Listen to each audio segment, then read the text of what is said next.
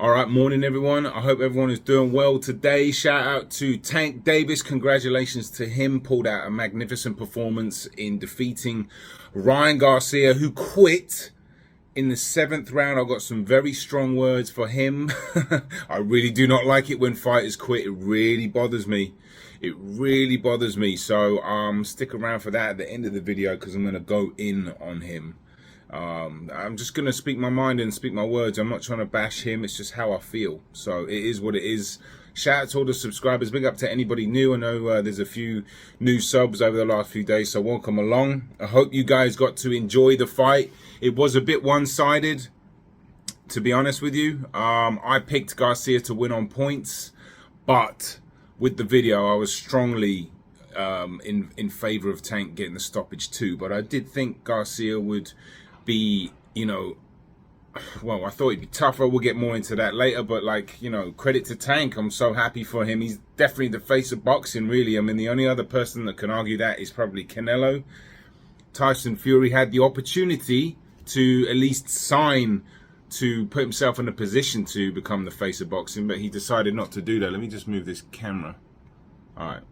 Yeah, Fury had the chance to do that. See, when you take big fights and you take risks and you win them so decisively,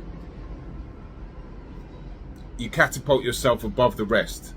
And, obviously Canelo's in the argument just from what he's done and stuff like that. I totally get it, but credit to Tank. All right, let's talk about the fight. At first, when I first was watching this, I thought Tank was really a bit nervous.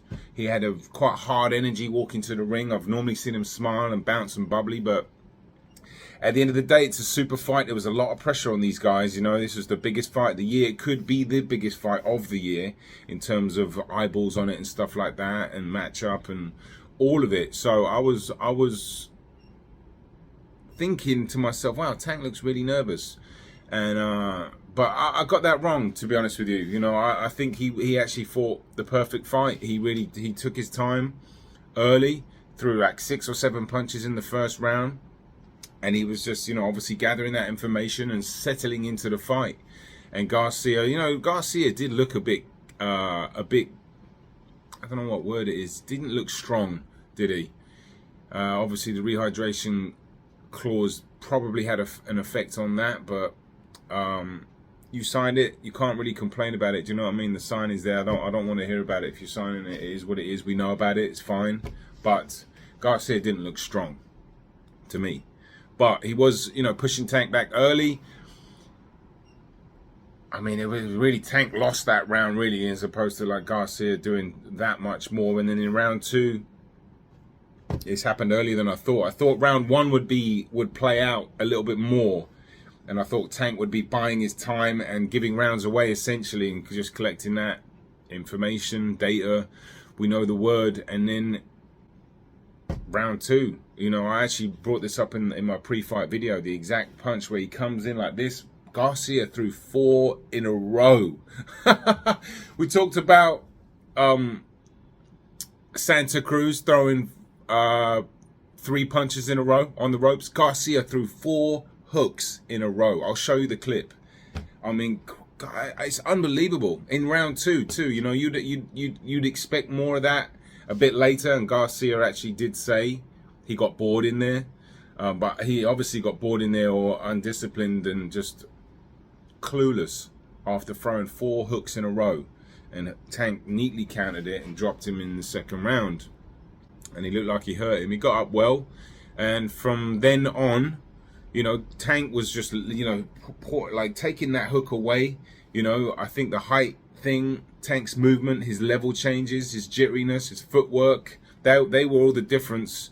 But Tank really knew how to take that left hook away. And he said it before the fight. He's like, yeah, all he has is a left hook. And he was right. Garcia, Al Bernstein said he was cutting the ring off well. No way. He was maneuvering to a certain degree. But if you watch his feet, they were all over the place. When you cut the ring off, you have to step across to stop the fighter going that way. And he was moving, but his legs were crossed. He was cross-stepping a lot, which was where your back leg comes across and your balance is a bit weird. But his intensity to cut the ring off was there, but he wasn't able to really do it successfully. And You know, Tank started to pull away in the mid round. What, third, 3, 4, 5. It was just a skill gap. You know, the IQ gap we spoke about. Tank is just incredibly smart. He was 4 steps ahead of Garcia. Garcia didn't even seem like he had a game plan. You know. And when you don't have that high level, when you don't have that ability to process it, it's not going to be there ever. And when you have Tank's ability to process, I always talk about fighters and their relationship to computers and what level of speed they're at. I mean, Tank's the highest one of. He's a superb fighter. He really is. And Garcia, he had a bit of success with the right hand, and he caught Tank with some good shots, especially with that one with the right hand, the main shot he caught him with, and Tank took it quite well. Tank's got quite a bit of a good chin. I mean, I think we've always known he's not been down, and I've not seen him hurt too much. He's got a good beard on him too. He's gonna be very difficult to beat. But yeah, Garcia had that. I thought he won the 6th. Was it the 6th round with the right hand? I think it was. So I had him like 1 and 6, Garcia, and then obviously Tank with the knockdown. Even though the judges scored that a little weird, I think they scored it 10-9. Not sure how they worked that out, but either way, Tank was pulling away. And then the 7th, once again, Garcia got caught up in an exchange, got hit with a tremendous shot, and that shot, Tank didn't even really have loads of leverage on it. He just short, stumpy, the low center of gravity, good timing. And when you're punching and you take a body shot, trust me, it is about 5 times worse. You're not tensing your muscles. You're breathing out, exhaling without contracting your ab muscles, right? And it's about 5 to 10 times worse. I can guarantee you that. And that was all she wrote. He delayed reaction, and Garcia quit. Now, I feel very strongly about fighters that quit. I really do. It really upsets me. And there's going to be people saying, "Well, how can you're not in there taking the shots?" Yeah, no, I know. And the only reason I can speak so strongly about it is just from experiences that I've had in hundreds and hundreds and hundreds of rounds sparring and taking massive beatings. It's not something I really want to admit to, but I've had my ass kicked so many times, and I've never thought about quitting ever. Now that's all I'll say on that. I feel very strongly it's a dishonor to the sport. It's not something. It's something that should get called out. I don't think it has been just yet as strongly as this, because it's he's got millions of followers, and he's influencing them, all right? And the youth of today, we need strong warriors. He referred to himself as a warrior at the end of the fight. No, I reject that. Warriors don't do that. Warriors don't do that. You could have got up and you could have fought on. It wasn't like he was taking a massive beating. Yes, he was getting outskilled. Yes, he was dropped. And yes, Tank was moving to that, sure. But it's not like he took a sustained beating and was like, I've had enough. He took a good body shot, backed up, delayed reaction, I get that, and then just quit. I find it appalling, to be honest with you. I really do. Yeah. It is what it is, but I'm here to speak my mind. I'm here to speak the truth about how I feel. So that's how I feel.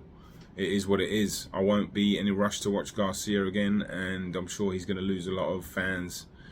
Well, maybe not. I don't know. I don't want to be too hard on him, but I'm also not going to, like I said, not speak my mind.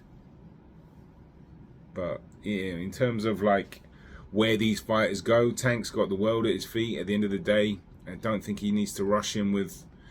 Well, I'd love to see him in there with someone like Shakur or Devin Haney. Don't get me wrong. Obviously, Devin Haney's got business to take care of, but I would. Tank. They talks about him maybe wanting to fight Cruz next. I can't see them taking that fight. I say them, whoever controls him now. I don't know if it's still PBC or Mayweather or whatever, but because that was a tougher fight. I know Tank said he hurt his hand, but that was one of Tank's tougher fights. So I can imagine they'll probably just pull out some top 15 guy or maybe less. I don't know. I don't really mind. I don't have an issue with it. He's allowed to do what he wants. He's just backed himself in a top fight and pulled out a great performance. So I'd love to see him in a good fight after that.